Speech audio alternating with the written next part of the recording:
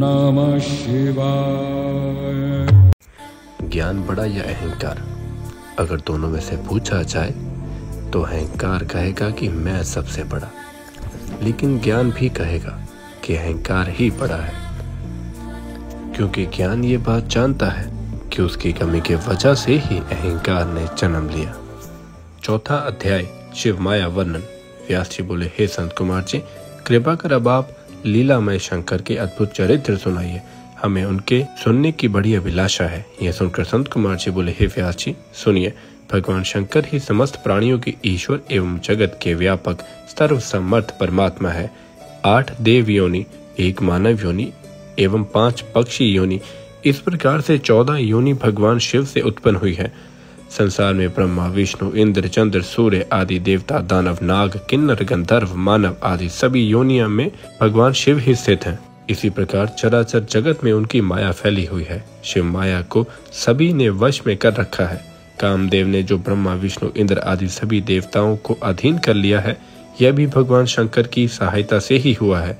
इनसे गौतम पत्नी अहल्या पर आसक्त होकर उसके साथ व्यभिचार किया था, फिर उसके फल स्वरूप में शाप प्राप्त किया। यह भी शिव माया थी।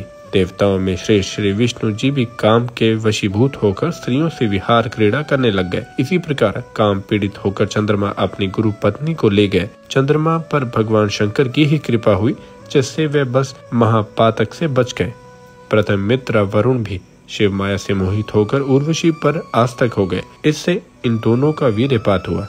मित्र ने तो अपना वीर्य घड़े में त्याग किया, जिससे वशिष्ठ हुए, और वरुण ने जल में त्यागा। उससे बड़ा बलवान जैसा तेजस्वी अगस्त्य पुत्र उत्पन्न हुए।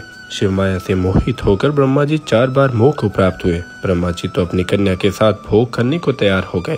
गौतम ने शार्दवती को नग्न देखा, उससे चिपट गए और अपने स्खलित वीर्य को द्रोण घट में डाल दिया। उसी से द्रोणाचार्य उत्पन्न हुए। विश्वामित्र ने काम पीड़ित होकर मेनका के साथ भोग किया। इसी विश्वामित्र के साथ वशिष्ठ ने विरोध किया, किंतु शिव कृपा से विश्वामित्र ब्रह्म ऋषि हुए। वैश्व का पुत्र रावण सीता पर आसक्त हुआ और चुराकर घर में ले आया। उसी से उसकी मृत्यु हुई। मुनि श्रेष्ठ बृहस्पति अपने भ्राता की पत्नी के साथ संभोग कर बैठे, जिससे भारद्वाज हुए। हे व्यास जी, शिव माया के प्रभाव का मैं कहाँ तक वर्णन करूं? इससे तो अनेकों ऋषि महर्षि मोहित हो चुके हैं। संक्षेप से मैंने क्या सुनाया, अब कहिए मैं आपको क्या सुनाऊं।